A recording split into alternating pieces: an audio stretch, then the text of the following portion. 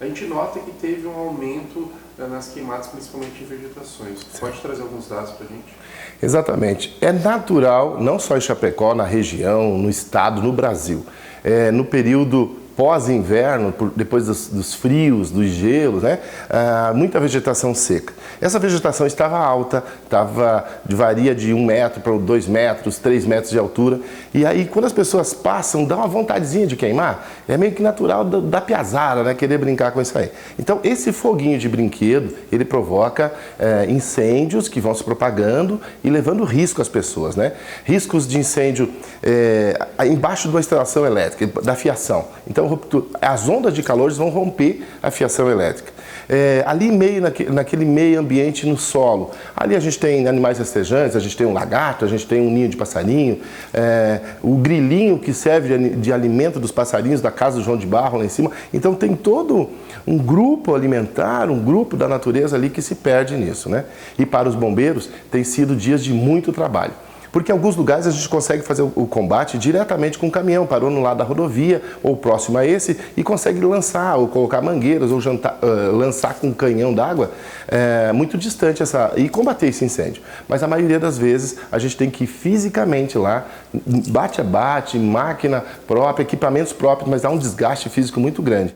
Nos últimos dias a gente teve vários incêndios e em um dia apenas nós tivemos 19 ocorrências de combate a incêndio. Então é um dia de bastante desgaste, né, para a equipe de combate. Acabou de combater um incêndio, já é acionado para outro, às vezes são simultâneos esses incêndios. Então é um trabalho desgastante para a equipe e um risco muito grande para a sociedade, em função da fumaça, das fagulhas que se propagam indo de um lugar para o outro, risco de pegar uma casa de madeira, um material mais seco, uma árvore ou uma vegetação mais alta e aí fugir do controle, pondo em risco a vida de pessoas também. E de que forma esses incêndios influenciam na rotina de trabalho de vocês?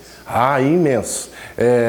A gente sempre tem um alerta. Começou a chover, tem um início da chuva com ventos fortes, é o risco do vendaval. Passou isso, tem a atenção na rodovia pelo risco de rodar, de acidentes na rodovia.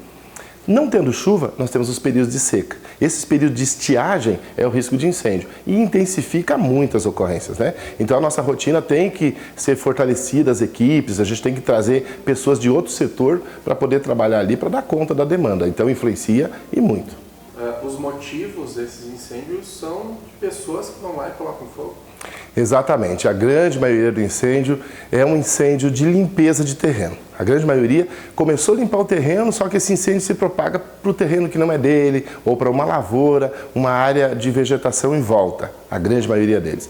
Raros são o não intencional. Jogou a bituca de cigarro pela janela do carro e aí acabou quicando no asfalto, que foi para essa vegetação. Portanto, é um outro comportamento que não se aconselha, né?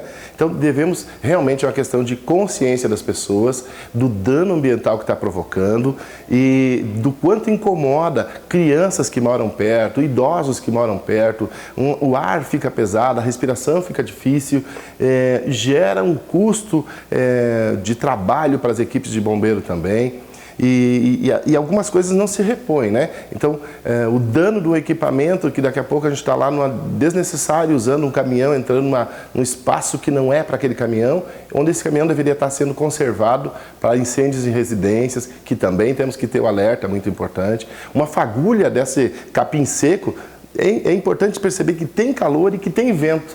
E esse vento joga muito longe.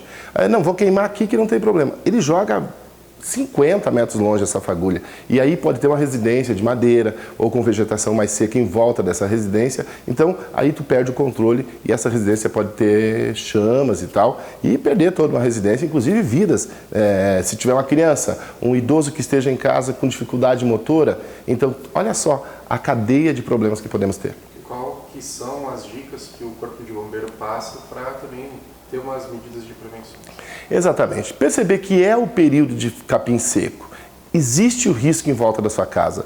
faça a roçada, recolha esse material, deixe acumulado no fundo de um terreno, se possível jogue uma terra que ele vai virar, vai fazer uma compostagem, vai virar um adubo. Se você fez podas, lembre que essa poda não pode ficar na calçada debaixo da fiação, porque alguém com má intenção à noite pode colocar fogo ali e isso arrebentar toda a fiação elétrica, deixar um bairro todo no escuro. Então, assim, fez a poda, deixa no fundo do seu terreno. Se vai solicitar que seja colhido pela...